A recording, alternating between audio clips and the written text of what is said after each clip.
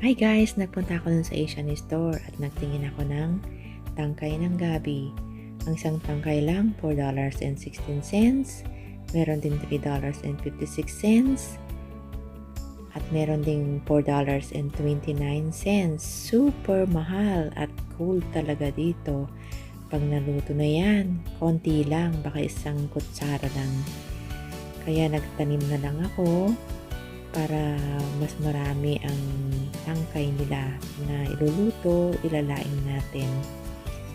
At ngayon, linagyan ko ng cinnamon powder at eggshell powder para may calcium sila, para maging healthy yung tanim natin na gabi. Hello guys, magtatanim tayo ng ito yung itatanim ko na gabi.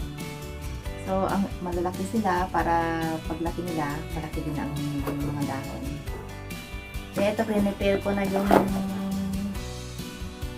pot na may soil, tapos nilagyan ko ng eggshell. Tapos lalagyan ulit natin ng cinnamon powder.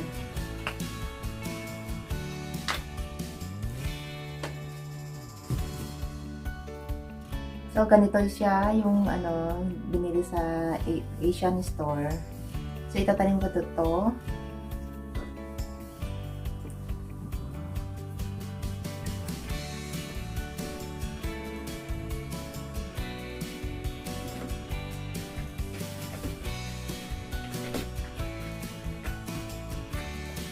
Halo-haluin natin yung soil kasi dinagyan ko ng cinnamon powder saka egg powder. Ito, may tumubo na siya at maraming lumalabas na pagdadahon niya.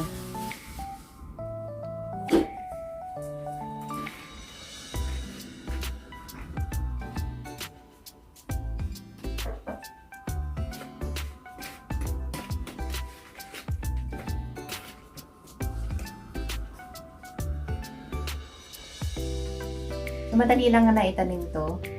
Hindi naman masela.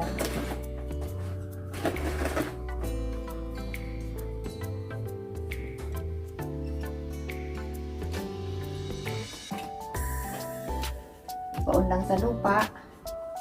Tapos, diligan, saka yan. Tutubo na siya.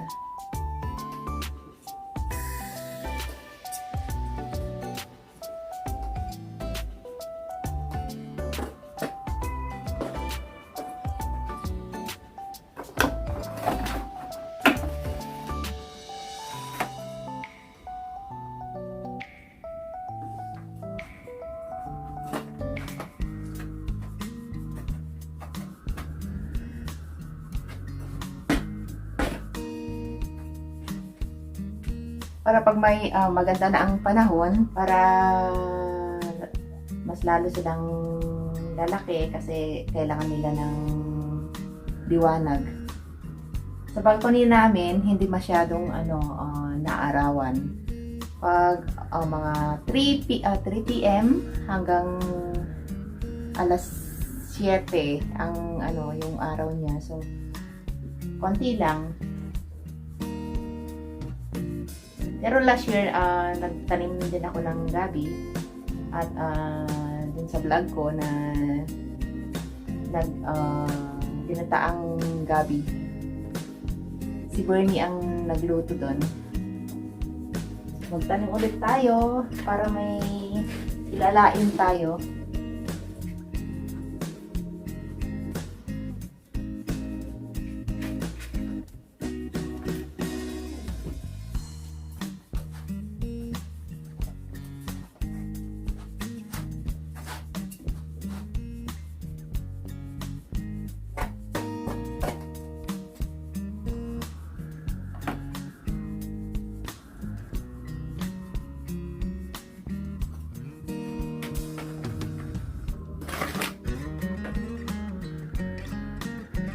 So, 8 piraso lang yon, pero dagdagan ko pa. Bibili ako sa Asian store para maraming aanihin.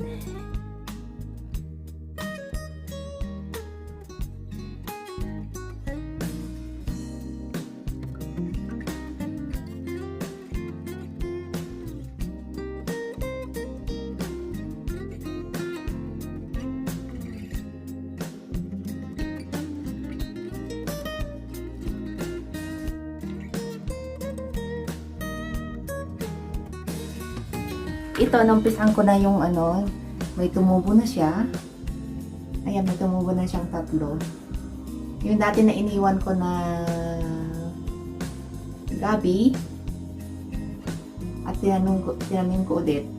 Ayan, may tumubo na.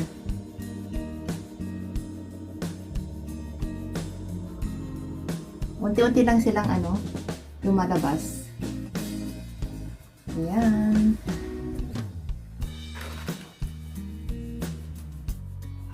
So, tapos, pagkatapos, diligan na natin. Spring na, yung talagang spring na pwede na magtanim, saka ko lang ilabas. Para mas okay sila. Kasi pag ganitong panahon, minsan nag-i-snow pa. So, lulusaw lang sila. Kaya ganyan lang. Madali lang itanim.